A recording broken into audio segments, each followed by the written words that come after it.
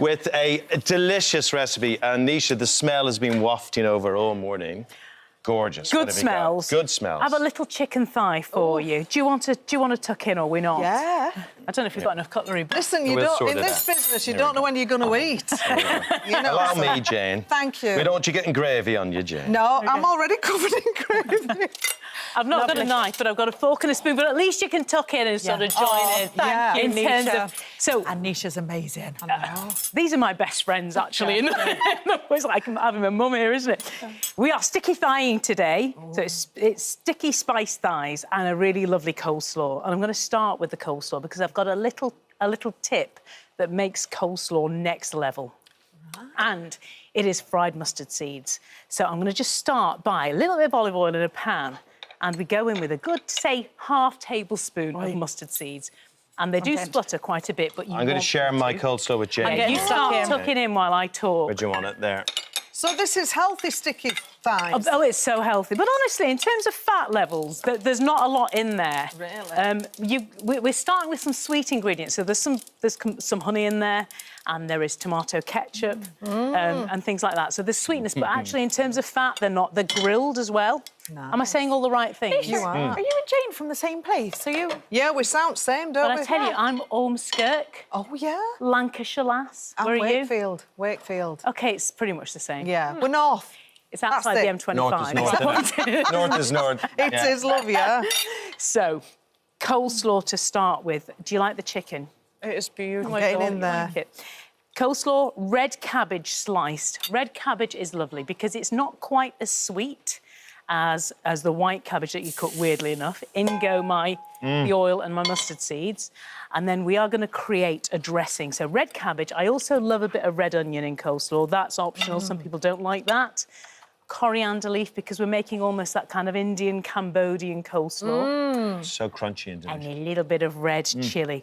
The other thing that gives you a lovely pop of sweetness in coleslaw is a handful of raisins or chopped apricots or chopped dates or figs, anything like that. Those snacking fruits that have been dried down, chopped, are stunning in a coleslaw. The dressing. We have got just olive oil. We have got white wine vinegar. These are all just kind of store cupboard. A bit of salt. Now, this is an interesting ingredient. This is date molasses. Has anybody come across? Oh, yeah. Yes. Yeah. They are great. You can get them in supermarkets now. So this was one of the earliest forms in humankind of sweetening food. Honey and date molasses were the way we did it before we had sugar.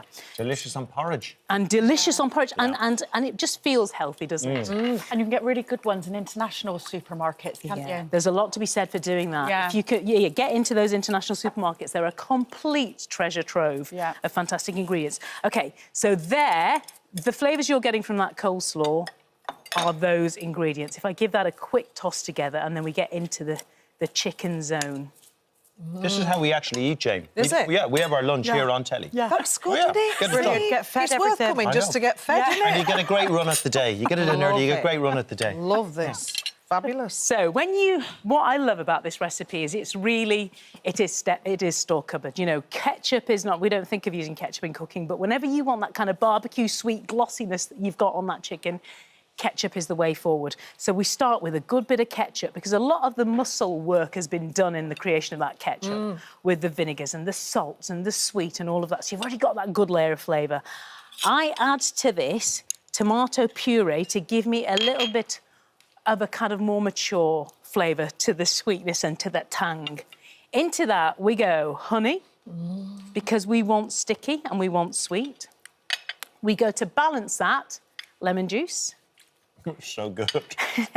Garlic, because why would you not? Do you know what I mean? Why would you not? Because it really makes those barbecue dressings really sing. So garlic is a great thing to add to that.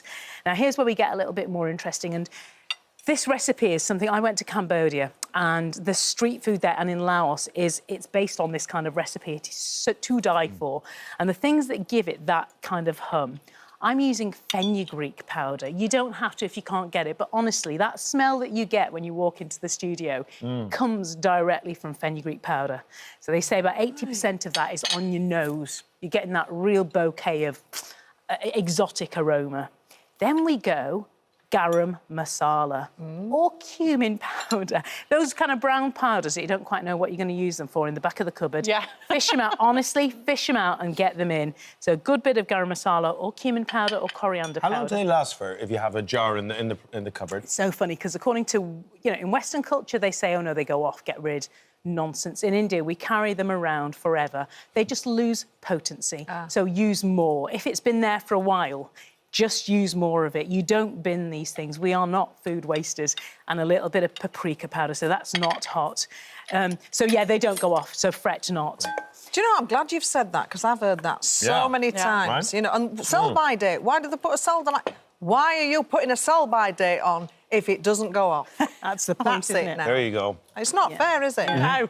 It's not. Now, in terms of food waste, we've got to just be so careful. I think coming out of Christmas, I think that's what struck me most is the amount of food that's just left uneaten. Those Christmas cakes that I've been given that, you know, I'll be eating them in, you know, 2040, you know. and there's a lot to be said for getting a bit more realistic about use by, sell by, but spices we shouldn't be chucking away. So we marinate those. They go on a tray, ideally skin side up, and then all you're going to do is grill them, and you end up with this happy place. Lovely. It's the most delicious chicken I've ever eaten. I'm not kidding you. It is so delicious, isn't it? Look at that, it's inhaling I know, it. and I'm not even using cutlery. I'm going hands in. That's amazing. You're so ladylike. Come on. I'm trying my best. Absolutely gorgeous. Did you enjoy that, Jane? Yeah. Oh, sorry, I've just asked you and you're doing a mouthful. Sorry. Lovely. Now, thank you, Nisha. It's a pleasure. Lovely to cook for you. For details of today's recipe, you can scan the QR code on your screen right now, which will take you straight to the Free This Morning app. It's so good. It's honestly, so good. Oh, my word. You just make it worthwhile. Thank you.